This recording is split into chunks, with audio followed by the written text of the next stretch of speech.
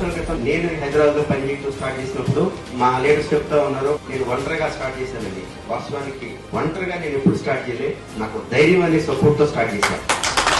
మీరు ఎదగాలి అంటే ఈ రోజు మీరు ఒంటరిగా ఉన్నా రేపు పొద్దున మీ అనుకో 100 మంది ఉంటే ఆబ్వియస్ గా ఈ స్టేజ్ ఎప్పుడు కూడా మీరు miss car.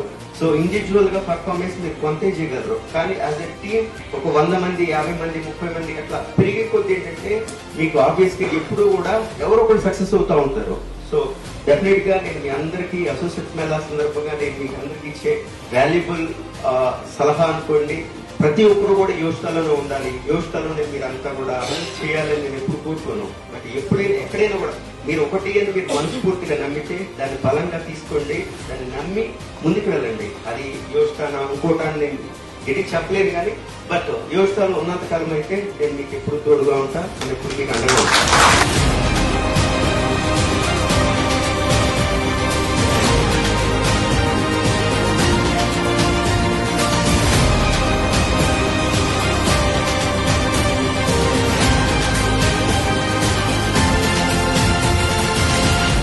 Yoshita, it's not a brand, it's an emotion.